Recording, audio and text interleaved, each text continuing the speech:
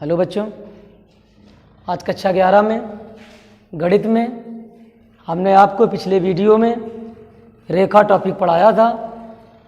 उसमें हमने आपको रेखा के रूप, रेखा का समीकरण, तीनों रेखा के रूपों में उसके मानों को क्या कहते हैं, उनके गुणांकों में जो मान मिलते हैं, समीकरणों मिलते हैं, उनको हम कैसे पुकारते हैं, चित्र के माध्यम से भी बताया था और आपको लिखकर भी बताया था। तीनों रूप पढ़ा दिए थे आपको, रेखा का समीकरण पढ़ा दिया था। आज हम उस रेखा के समीकरण पर बिंदु x1 कामा y1 से लंब डालेंगे। तो लंब की लंबाई का हमारा जो फार्मूला बनेगा, सूत्र बनेगा, उसको आज हम प्राप्त करेंगे, सिद्ध करेंगे। ये प्रमेय बन जाती है। क्या बन जाती है भैया? प्रमेय बेटा बन जाती है। चलिए, तो प्रमेय है हमारी, एक तरह से सूत्र भी है, थ्योरम भी है। ये क्या है? रेखा ax plus by plus c बराबर 0। रेखा ax plus by plus c बराबर 0 पर बिंदु x1 कामा y1 से डाले गए लंब की लंबाई d बराबर ax1 plus by1 plus c बटे under root a square plus b square, under root a square plus b square को हमें सिद्ध करना है। क्या करना है भैया? सिद्ध करना है। डाले गए लंब की लंबाई ax1 प्लस c बटे a स्क्वायर b स्क्वायर को सिद्ध करें। या इसको हम ऐसे लिख सकते थे, सिद्ध करें, प्रमेय है, थ्योरम है, सिद्ध करें रेखा x plus b plus c बराबर 0 पर बिंदु x1 कामा y1 से डाले गए लंब की लंबाई d बराबर ax1 plus by1 plus c बटे under root a square plus b square होता है। ये हमें सिद्ध करके लाना है। तो यहां पर हम लिखेंगे proof that.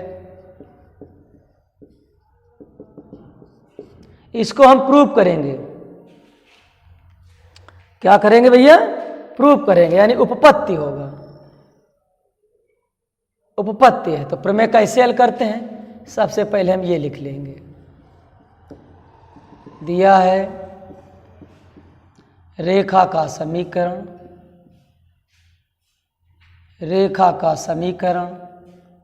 ax plus by plus c बराबर 0 है। ax plus by plus c बराबर 0 और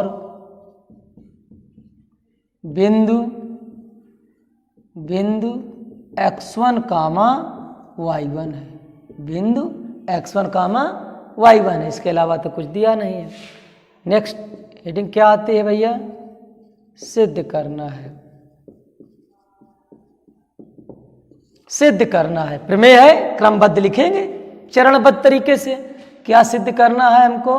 रेखा पर मूल बिंदु से डाले गए लंब की लंबाई d बराबर ax1 plus by1 plus c बटे under root a square plus b square, इसे हमें प्रूफ करके लाना है, सिद्ध करना है। अब हेडिंग आएगी उपपत्ति, जिसको हम प्रूफ कहते हैं। क्या कहेंगे भैया? इसको हम प्रूफ कहते हैं। लिखेंगे, चूंकि रेखा का समीकरण ax plus by plus c बराबर 0 है। इस पर हम सबसे पहले x अक्ष के निर्देशांक निकालेंगे, इसके बाद बेटा हम y अक्ष के निर्देशांक। हमने कार्तीय तल में आपको सिखाया था, ये x अक्ष की धन दिशा है, ये y अक्ष की धन दिशा है, ये आपका मूल बिंदु है 0, 0 है कि x अक्ष पर y का मान सदैव शून्य होता है, क्योंकि x अक्ष पर हम चलते हैं, y पर जाते नहीं हैं, और जब जाते नहीं हैं तो स्वाभाविक बात है कि y का मान शून्य होगा। और जब हम y का मान निकालते हैं तो x अक्ष पर नहीं जाते हैं, तो y अक्ष पर x का मान शून्य होता है। उसी को हम इस भाषा में लिखते हैं कि x अक्ष पर y का मान शून्य होता है, y अक्ष पर आपका x का मान शून्य होता है। अब यहाँ पर हम x अक्ष के निर्देशांक और y अक्ष के निर्देशांक निकालेंगे। सबसे पहले इसमें हम y बराबर 0 रखने पर, जैसे हम y बराबर 0 रखेंगे तो x का मान आ जाएगा, ax plus b into y का मान 0 प्लस c बराबर 0। ax ये 0 हो जाएगा भैया, प्लस c बराबर 0। ax बराबर c का पक्षांतर कर देंगे माइनस c, a से डिवाइड कर देंगे हम, तो x बराबर माइनस c बटे a। x का मान, भुज का मान माइनस c बटे a कब आया है? जब हमने y बराबर 0 रखा है। इन दोनों को क्रमित युग में लिख देते हैं, ऑर्डर ऑफ पेयर में, भुज और कोटि को। पहले x का मान लिखते हैं माइनस c बटे a, फिर y का मान लिखते हैं 0, इसका नाम दे देते हैं, कितना बिंदु दे दिया हमने भाई? a दे दिया ना, a दो तो इसको हम p की बार दे देंगे, p नाम दे दिया, कुछ भी नाम दे देंगे। लिखेंगे तथा अब x बराबर 0 रखने पर, क्योंकि हमें y अक्ष के भी निर्देशांक चाहिए, तो y अक्ष के लिए हम x का मान शून्य लिखेंगे तो y का मान आएगा। रखिए a इंटू एक्स का मान 0 इसमें रखा जाता है समीकरण में, ठीक है बेटा, प्लस b इंटू वाई या बी वाई प्लस सी बराबर 0, ये तो 0 हो जाएगा, प्लस बी वाई प्लस सी बराबर 0, तो बी वाई बराबर c का पक्षांतर कर देंगे माइनस c, y बराबर माइनस का c अपान बी। अभी हमारे पास y का मान आया है माइनस का c अपान बी, तो y का मान माइनस c अपान बी कब आया है? जब हमने x बराबर 0 रखा है, तभी तो मिला है। इन दोनों को भी ऑर्डर ऑफ पेयर में व्यवस्थित करिए, यानी क्रमित युग में लिखिए 0 कामा माइनस c अपान बी, इसका नाम क्यू आप दे दीजिएगा, a होता तो b दे देते। चलिए अब इन दोनों बिंदुओं को इस कार्तीय तल में हम प्रदर्शित करेंगे कि कोई रेखा ये जा रही है, इस तरीके से ऐसे निकल जा रही है, समझ रहे भैया? इस तरीके से रेखा निकली जा रही, ऐसे निकली जा रही। हमने एक दिन आपको सिखाया था यह सिंबल और यह सिंबल, इनको हम क्या पुकारते हैं? मैंने आपको बताया था ये आपका रेखाखंड है, क्योंकि रेखाखंड की परिभाषा ही होती है रेखा के सीमित भाग को रेखाखंड कहते हैं।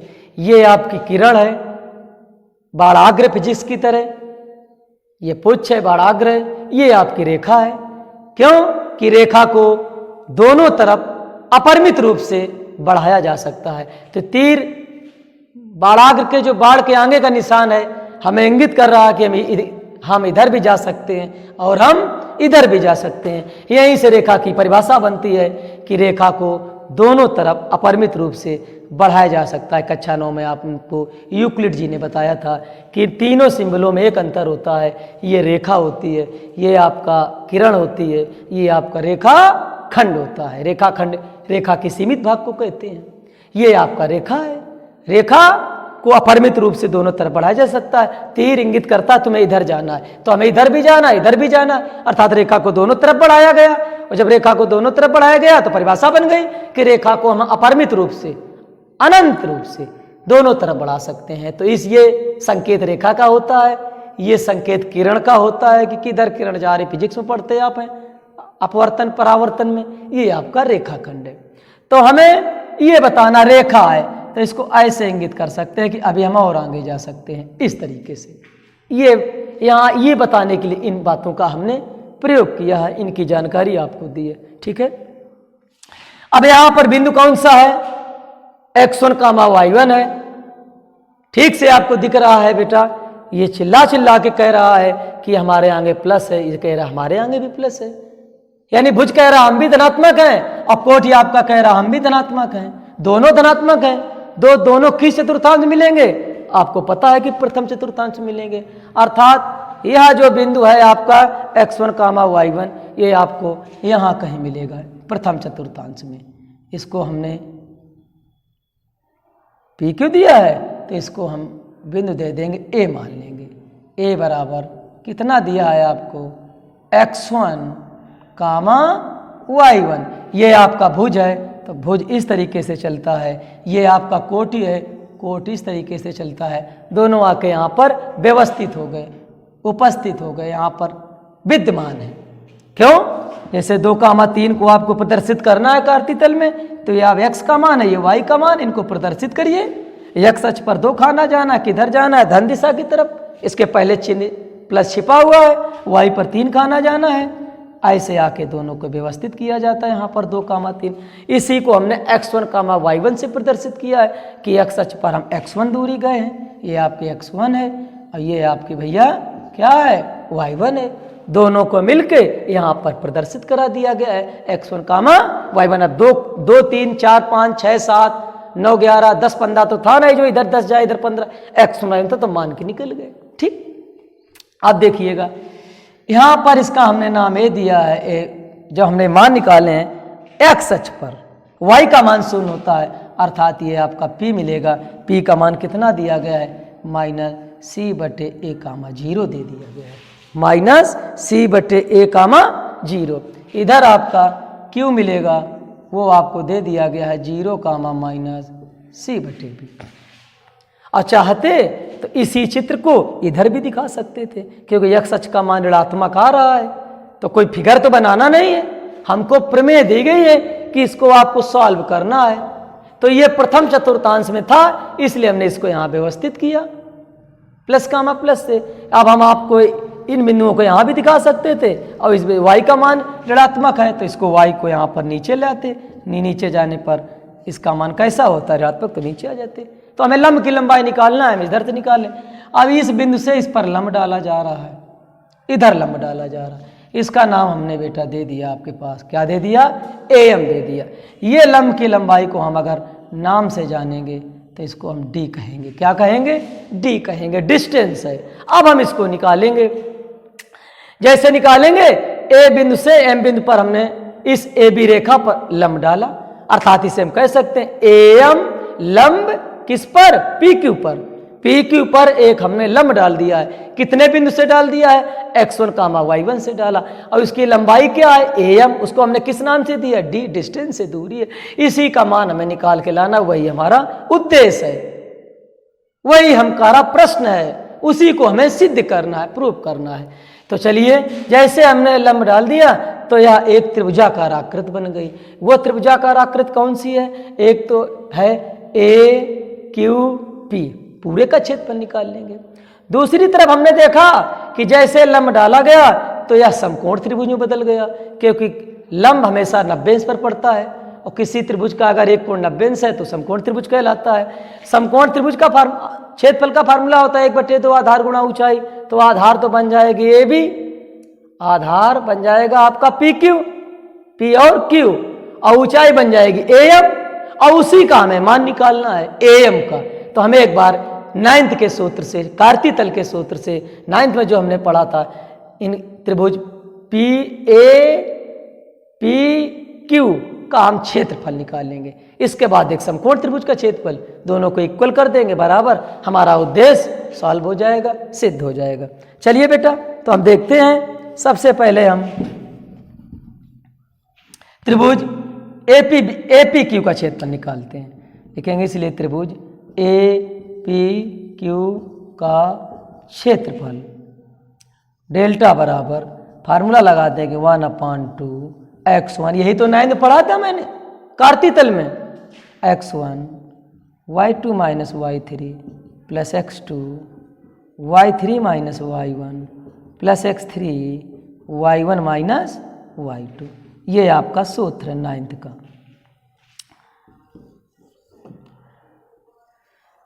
डेल्टा बराबर 1/2 APB, तो ये x1 y1, ये भैया आपके x2 y2, और ये आपके बन जाएंगे x3 y3। इनका मान निकालें। x1 का मान स्वयं में x1 है, खुद ही x1 है, तो x1 ही रहेगा। y2 का मान आपको दिख रहा है बेटा, 0 है। माइनस y3 y3 का मान खुद ऋणात्मक है तो माइनस माइनस का प्लस हो जाएगा, c/b प्लस x2 का मान देखा आपने, ये लिखा है माइनस c/a। y3 का मान है माइनस c/b माइनस y1 का मान स्वयं में आपके पास y1 है, प्लस x3 का मान 0 है, y1 है, y2 0 है। चलिए डेल्टा बराबर 1/2, इस x1 का अंदर गुणा करो, जब इसमें करोगे 0 हो जाएगा, अब इसमें कर सकते हैं तो आ जाएगा x1 c/b। इसका अंदर गुणा दोनों में होगा, इसमें भी होगा और भैया इसमें भी होगा, तो इसमें माइनस माइनस का प्लस बन जाएगा। c का गुणा c में करेंगे तो c² का गुणा b में करेंगे तो आपका ab आ जाएगा। इसके बाद इसका गुणा इसमें करिए तो माइनस माइनस का प्लस हो जाएगा, cy1/a हो जाएगा।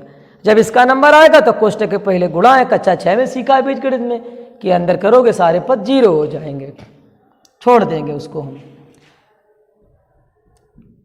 चलिए फिर आगे बढ़ेंगे, डेल्टा बराबर 1/2, कोष्टक के अंदर देखिए भिन्न बन गए, एलसीएम आपका ए बी आ जाएगा तो बी से बी कैंसिल हो जाएगा, ए का गुणा ऊपर होगा तो बन जाएगा AC × x1 प्लस यहाँ ए बी पूरा कैंसिल हो गया, क्या बचा आपका c² प्लस यहाँ a से a कैंसिल, b बचा, b का गुणा ऊपर करना है तो आपका आ जाएगा BC × y1। डेल्टा बराबर ए बी को बाहर निकाल लीजिए तो 1/2ab, अंदर देखिए C तीनों जगह उपस्थित है, C हमने उभयनिष्ठ ले लिया, कॉमन ले ले तो C को बाहर निकाल दो तो यहाँ से बचेगा ax1, इसको पहले लिख दो, प्लस by1 प्लस C 2 बार में एक बार चला गया भैया, एक बार बचेगा तो डेल्टा बराबर आपके आ जाएगा c/2ab कोष्टक में ax1 plus by1 plus c। ये आपके पास त्रिभुज APQ का क्षेत्रफल आ गया। अब एक बार जब समकोण त्रिभुज बनना है, समकोण त्रिभुज के लिए आपको आधार PQ की आवश्यकता पड़ेगी, तो PQ 9th में पढ़ा, दो बिंदुओं के बीच की दूरी का सूत्र प्रयोग करके हम PQ का मान निकाल लेंगे, फिर उस पर लंब डाल देंगे। चलिए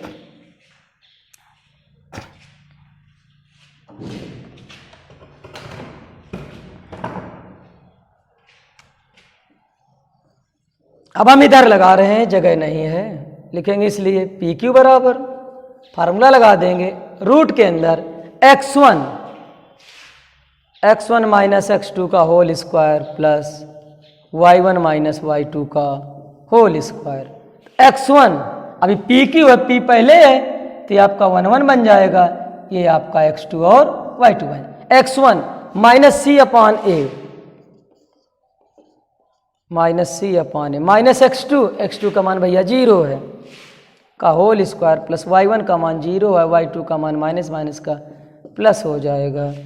इसको सॉल्व कर दीजिए, वर्ग घटेगा तो बन जाएगा c² प्लस ये बन जाएगा c²/b²। एलसीएम ले लो, एलसीएम आ जाएगा a² b² तो a² कट जाएगा, यहाँ से बचेगा b² प्लस a²c² उभयनिष्ठ हो जाएगा, c² का वर्गमूल आ जाएगा बाहर c, b² का वर्गमूल हो जाएगा ab, अंदर बचेगा b² धन a², इसको क्रम से लिख देंगे हम a² धन b²। ये मान आपके पास PQ का हो जाएगा, PQ का हो जाएगा ये। इसलिए समकोण त्रिभुज या इस पे त्रिभुज आधार का लगा दीजिए, त्रिभुज APQ का क्षेत्रफल 1/2 आधार गुणा ऊंचाई या लंब, 1/2 आधार है PQ, लंब है आपका AM,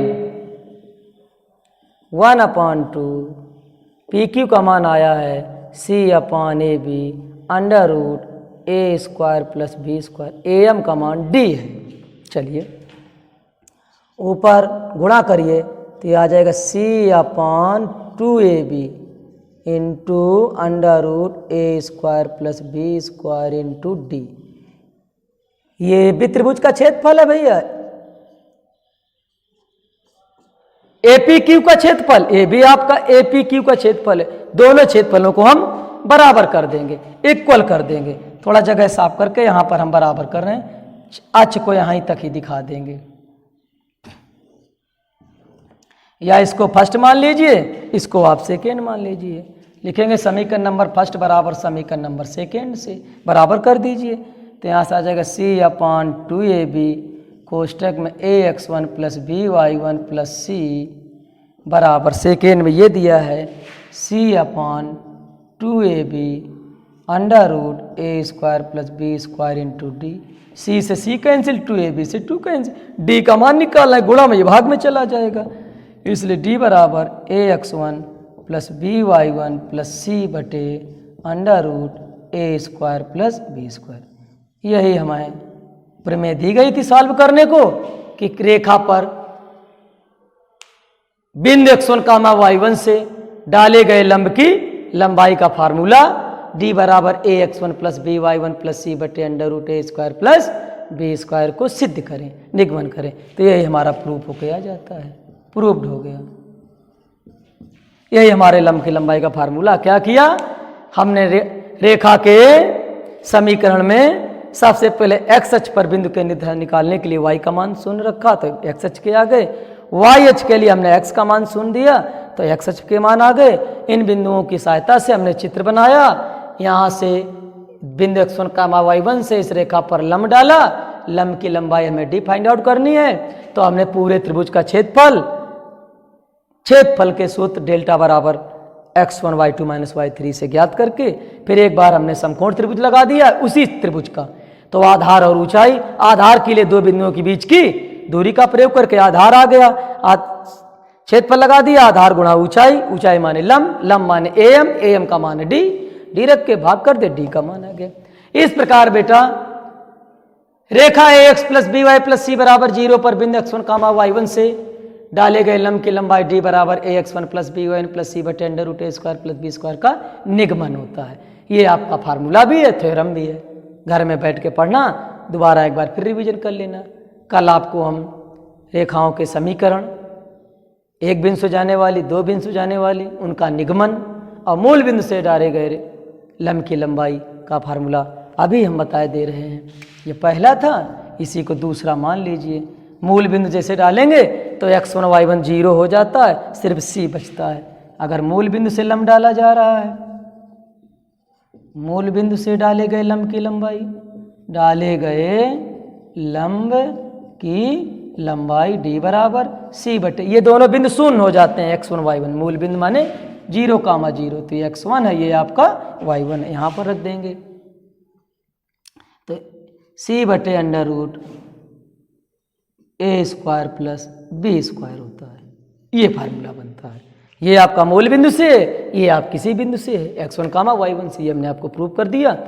कल हम आपको रेखा के समीकरण, अक्ष के समांतर, x अक्ष का समीकरण, y अक्ष का समीकरण, अक्षों के समांतर रेखाओं का समीकरण, प्रवणता, जब कोण दिया हो, जब बिंदु दिए हो, दोनों का निगमन आपको कल सिखाएंगे। आज आप रेखा पर डाले गए बिंदु x1, y1 से लंब की लंबाई का सूत्र का आपने निगमन देखा, घर में इसको पढ़ना। ठीक है बेटा, धन्यवाद।